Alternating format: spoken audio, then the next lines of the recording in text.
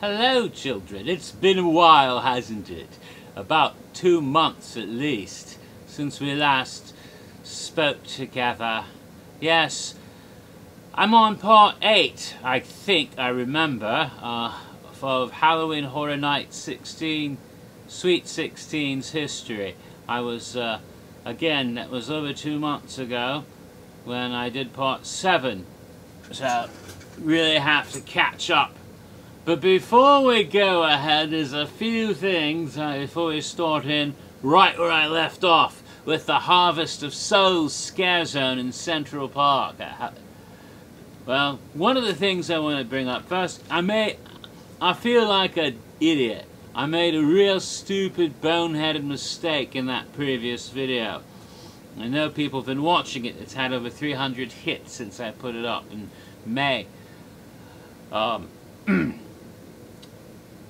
I was giving a shout out to that marvelous website horrornights.be, where you can see old websites from previous years. Also, right now, very essential, there is an update indicator on that site, and whenever the new Halloween Horror Nights 21 website, which went live a week or so ago, a little over a week ago, whenever there's an update, it'll tell you there that an update's happened. You go to that clicker, it says no update yet, okay, hasn't happened yet. But you go back to say update, then you can go back and see what it is. And it's quite exciting.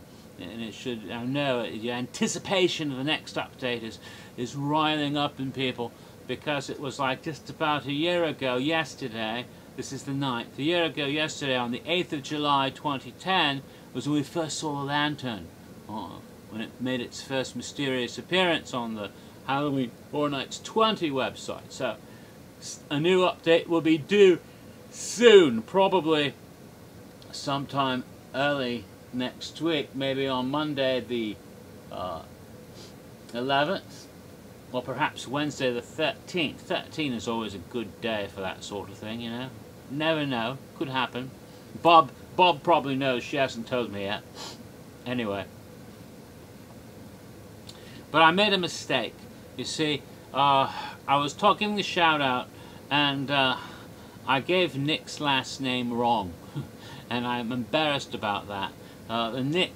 Oddly enough, there are a number of Halloween Horror Night fans in the online fan community named Nick. I can think of 3 off the top of my head, and I think there's another 4 or 5 of them. Plus, if you include girls named Nicole, there's quite a lot of Nicks running around. Anyway, the one in particular is Nick, usually called Nick C, and that made the confusion even more because more than one Nick has a last name that starts with C. And I said Nick Curto. Curto, of course, is Bill and Ted Freak. That's somebody else entirely altogether. I'm talking about Nick Chandler. That's the one who does the Horror Nights BE website. Is Nick Chandler. So I got the name wrong, and I apologize to Nick and anyone else who caught the mistake. I think none of you did, because you don't pay as close attention to things as I do. So I'm an obsessive, insane person. Anyway, I was cleaning the house the other day, and I found this, and it excited me. You can't read it because it's backwards, if you go and get your little mirror, you'll see it says here, Float Rider Information Sheet. And what this is, congratulations, Jack has chosen you to be a part of Nightmares on Parade. Now this is a collector's item because this is from 2001. That was the year that I got into the parade. And of course it doesn't say on it Festival of the Dead, it says Nightmares on Parade. Jack has chosen you to be a part of Nightmares on Parade. Of course, originally it would have said Eddie, and it would have said Festival of the Dead, but because of 9/11, all that changed, right? So it's Jack choosing you for Nightmares on Parade. You'll be a rider on a float that shows how demented and grotesque Jack's nightmares can be. In order to make sure you have a safe and enjoyable experience, please review the following information. You want to return your loved ones after the parade alive. Yeah. So it says here, regulations for guests participating in the parade. All riders must be 18 or older or accompanied by an adult. All riders must be 48 inches in height. No smoking, eating, or drinking is permitted on the float. No strollers, bags, or personal items will be carried on floats or trucks. Please store belongings in a locker before your meeting time or leave them in a non-participating acquaintance. Universal Studios Florida is not responsible for any personal items that become lost, stolen, or damaged during parade participation. The safety of all guest performers, no guests are permitted to participate in the parade if they appear overly intoxicated or heavily consuming alcohol at the meeting location and time. No horseplay or harassment of any other guests or performers will be tolerated. Any act that could potentially jeopardize the safety of yourself or anyone else will result in immediate dismissal from the parade and possibly the park. Please follow any instruction the Halloween attendants of your float may issue, especially concerning all load or unload procedures. Directions are given you and your viewing guests the best and safest parade experience possible. Please avoid all contact with any stage lighting or audio equipment on board the floats. Failure to do so may result in injury or damage to personal property. Please be aware the parade will end in a different location than where you boarded the float. If anyone in your party is not riding the float, they will need to meet you near the blue queue line awning to the left of the gory, gruesome, grotesque horror makeup show in the Hollywood area. I used to call it that, the gory, gruesome, and grotesque horror makeup show. Thank you and have a ghoulish time on Halloween Horror Nights. And this is funny, 10. But it wasn't 10, it was 11, so it's a typo. Universal Studios Florida Entertainment staff. That's nifty. So it's, I'm glad I found that, because now I have actual tangential documentary evidence to show that I participated in a parade at Halloween Horror Nights way back in 2001. That's 10 years ago. I was in the parade on the Imhotep mummy float, because the mummy had just come out with the Mummy Returns that year, the second Mummy Returns house. But that was 2001. So let's go back up to 2006. I have one more thing to do before I resume Sweet 16. And I want to give a plug for my new blog, which is located in the Tumblr. It's a Tumblr blog. And it's drjimmyandbob.tumblr.com. That's all one word, drjimmyandbob, drjimmyandbob.tumblr.com.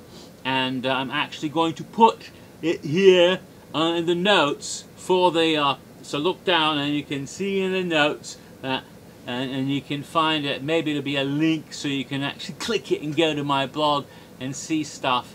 I'm going to be putting this video and all future videos that I make on the blog as well. So you can watch this there later again after you watched it here at YouTube. Isn't that cool? Unless you just happen to come across this on my Tumblr, unless you'd already know about it. So anyway, that's timey-wimey stuff.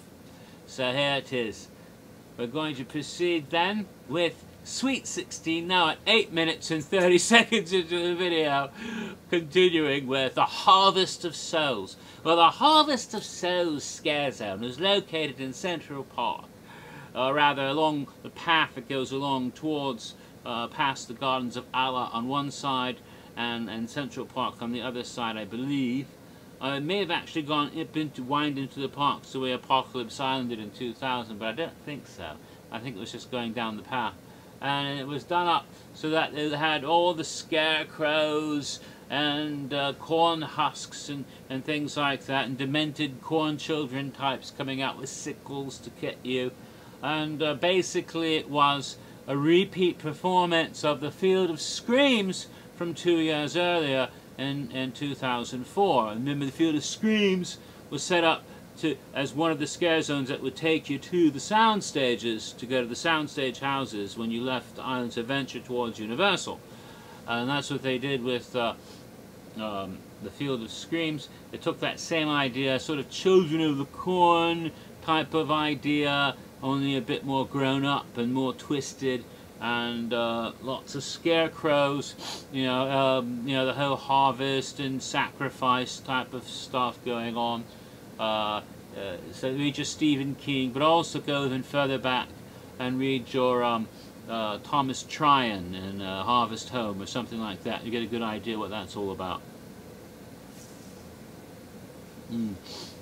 Cornwall Coombe and what? No man knows and no woman will tell. Never mind. It was a good TV movie with Betty Davis. See it sometime. You won't regret it. Okay, one more scare zone located in New York Street, excluding an especially Sting Alley area. Big one that took up most of the area was called Deadtropolis Zombie Siege. Of course, it was an homage to the Deadtropolis house from 2004, which in turn was connected to the Universal remake of George Romero's Dawn of the Dead. This Deadtropolis scare zone was a full-out, balls-out zombie scare zone with lots and lots of fog in New York streets. The zombies come lurching out of the fog at you. It was very nifty, especially in Sting Alley, which was very dark, and going through those angular, narrow spaces. The street is a little bit, uneven. There's declines. It's hard to see in the dark. You're stumbling. Zombie comes out at you, and you wet your pants. Basically, it was like, yeah, it was fun. One of the better, scariest scare zones they've ever done, and probably the best zombie scare zone ever. No, not to put down, fun zombie scare zones that have come up since then, like the nifty Zombie Drill Team or the Zombie Gra, but parching or marching, performing zombies are not as much fun as those that come lurching out of the fog to nom your ass or your brains or whatever they nom. Fun. Okay, so that was the scare zones. Clocking in still under 15, so we can start to move on to shows. Now, officially, according to all the printed media and on the website, there are 3 shows officially. 3 shows. The Arrival, Bill and Ted's Excellent Halloween Adventure, and the Director's Cut. Right? Not cat. Cut, the Director's Cut. 3 shows, so presented at Sweet 16, but in fact there was a 4th show that was presented only on peak nights, but was surely a show, as any show could surely be. But there was nobody named Shirley at the show. No. Well, the first show, The Arrival. Well, I'll get to The Arrival later. The first show, The Director's Cut. The Director's Cut was set up in the lagoon. And the lagoon was set up with those balls, you see. They had just installed the balls since the last time Halloween Horror Nights had been at Universal Studios Florida. So we recall, it used to always be at Universal Studios Florida way back in the day, from 1991 with Fright Nights all the way up to and including the one I was talking about with the float earlier, 2001, I See You, with well, it was supposed to be Eddie, but it turned out to be Jack, okay? So from 91 to 2001, 10 years basically, it had always, actually 11 years, it had been at Universal Studios Florida. Then, 2002, it moved to Islands Adventure, and 2003, 2004, it used parts of Universal, but only up to and including the Earthquake building. Anything past that, on the other side, so no Amity, and no, the MIB area, none of that was used for 2004. So this was the first time you even got anywhere near the lagoon for Halloween Horror Nights at Universal since 2001, because 2005, so this is, this is the first. So, since the balls were installed in the lagoon, this was the first Halloween Horror Nights. So they did something with those projecting spheres, whatever, because keep calling them balls, you get naughty ideas. Well, anyway. And they had a show on there with the 4 icons, director, storyteller, Jack, showing the same sort of stuff they had on the website with the 4 of them, little bits and pieces and scenarios with the 4 of them were shown on these spheres throughout the show they call the director's cut. I'm at 15 minutes, so I'll have to come back for part 9.